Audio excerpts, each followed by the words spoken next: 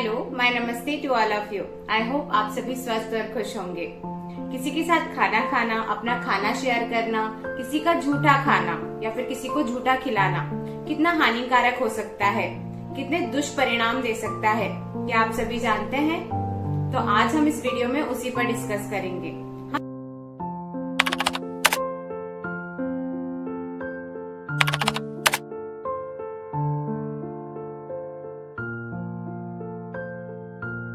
हम क्या करते हैं अक्सर अपने रिलेटिव्स के साथ, अगर हम वर्क प्लेस पर हैं तो अपने कलीग्स के साथ, अपने दोस्तों के साथ, अपने करीबी लोगों के साथ, रिलेटिव्स के साथ, दोस्तों के साथ या फिर कोई अन्य व्यक्ति जो हमारे बहुत करीब है उनके साथ अपना खाना शेयर करते हैं।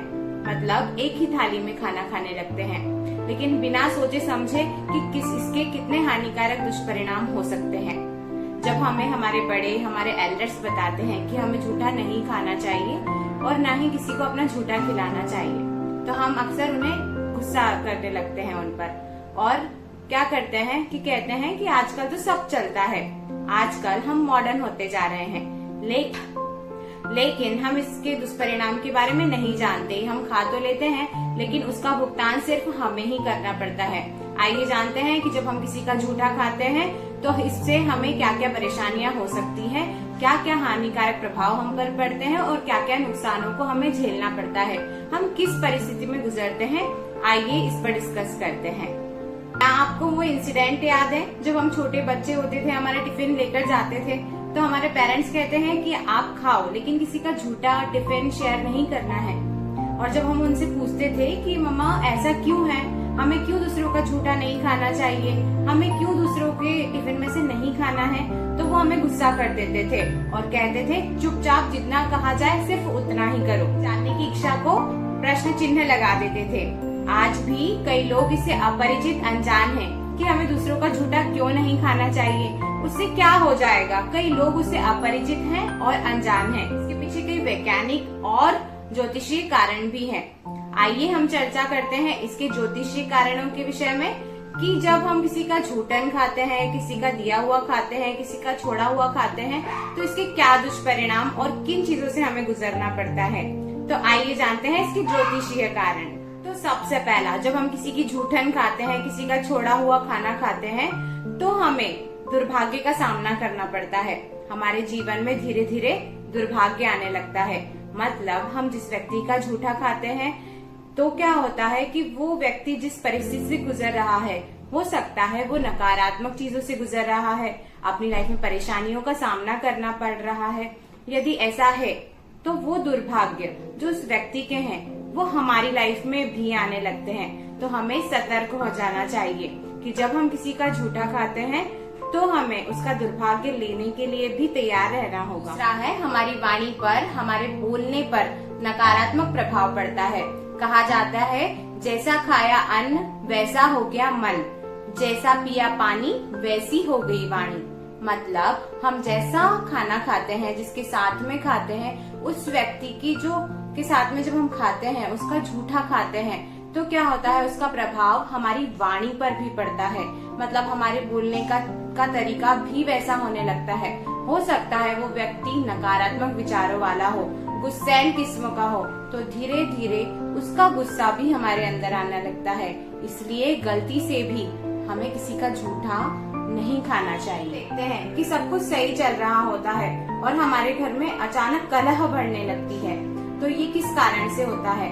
कई बार इसका एक कारण किसी की झूठन खाना भी होता है। जब हम किसी की झूठन खाते हैं तो हमारे परिवार में कलह बढ़ने लगती है। ये इतना सूक्ष्म और छोटे स्तर पर होता है कि प्रत्येक व्यक्ति यहाँ पर अनजान होता है, लेकिन जो व्यक्ति बिल्कुल फोकस होता है वो इन सभी बारीकियों को समझता है।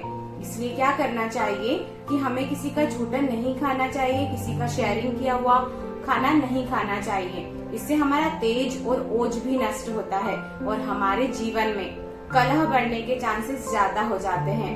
तो ध्यान रखें, किसी का झूठा न तो खाएं और न ही उसे शेयर करें। अगला है अशुद्ध और गलत विचारों का प्रवेश। हम ऐसे व्यक्ति जिसके विचार अशुद्ध है, नकारात्मक है, परेशानी से भरे हुए हैं, वो लगातार सोचते ही रहता है, हर पॉजिटिव चीज में नेगेटिव चीज ढूंढ ही लेता है।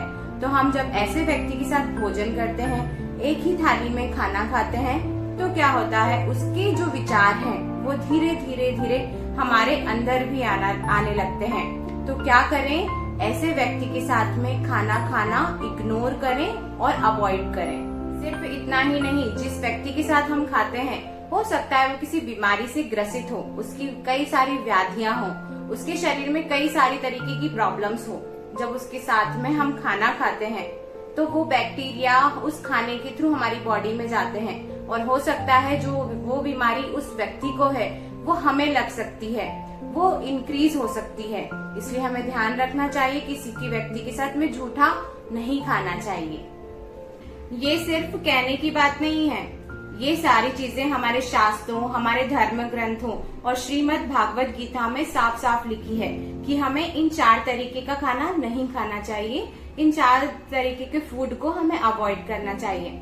आइए देखते हैं ये 4 फूड कौन से हैं। सबसे पहला है बासी खाना। ऐसा खाना जो सुबह बनाकर रख दिया गया है और उसे अगले दिन खाना बिल्कुल निषेध बताया गया है। ये जो भोजन होता है वो तामसिक प्रवृत्ति का होता है। दूसरा, झूठा खाना या किसी व्यक्ति का झूठा हुआ या छोड़ा हुआ खाना। जब कोई व्यक्ति अपनी झूठन छोड़ता है थाली में, उस खाने को और किसी व्यक्ति के साथ में बैठकर खाना बिल्कुल वर्जित है, क्योंकि इससे उस व्यक्ति की नेगेटिविटी ऊर्जा हमारे अंदर आने के चांसेस बहुत बढ़ जाते हैं। तीसरा है मांसाहार या अपवित्र भोजन।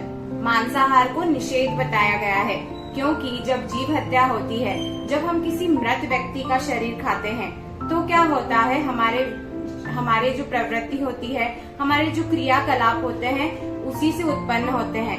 इसीलिए वो दोहा है ना, जैसा खाया अन्न वैसा हो गया मन, जैसा पिया पानी वैसी हो गई वाणी। इसलिए मांसाहार और अपवित्र भोजन को अवॉइड ही करना चाहिए। और दुर्गंध युक्त भोजन, ऐसा भोजन जो दुर्गंध देता हो, जैसे प्याज लहसुन, इसे अवॉइड ही करना चाहिए। तो इन 4 तरीके का भोजन कौन कौन सा है? एक तो झूठा खाना, बासी खाना, अपवित्र खाना मतलब मांसाहार, और दुर्गंध युक्त भोजन मतलब प्याज लहसुन जैसे भी फूड में से दुर्गंध आती है, ऐसे खाने को अवॉइड करना चाहिए। ये श्रीमद् भागवत कथा में श्री कृष्ण ने बिल्कुल निषेध किया है, क्योंकि इस तरीके का जो भोजन होता है वो तामसिक प्रवृत्ति का होता है। मतलब उससे हमारे लाइफ में तमस आता है। हमारे शरीर की 3 प्रवृत्तियां होती है, पहला सात्विक, राजसिक और तामसिक। तो तामसिक सबसे निचले स्तर का होता है, इसलिए हमें ध्यान रखना चाहिए और इन 4 तरीके के भोजन को अवॉइड करना चाहिए। इसलिए जब हम सह भोजन करते हैं, मतलब किसी के साथ में खाना खाते हैं या उसका खाना अपने साथ खाते हैं या एक ही थाली में भोजन करते हैं, तो हम उसके अंदर की सारी बीमारियों को अपने अंदर आमंत्रण देते हैं, उसका दुर्भाग्य अपने अंदर ले लेते हैं और उसके विचार हम पर बहुत गहरा प्रभाव डालने लगते हैं।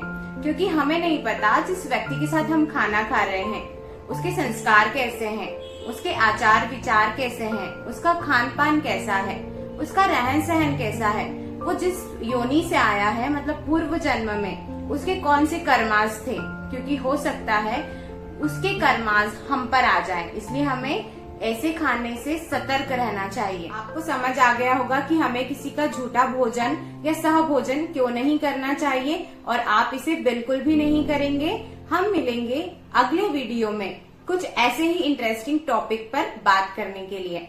तब तक खुश रहें और सुरक्षित रहें।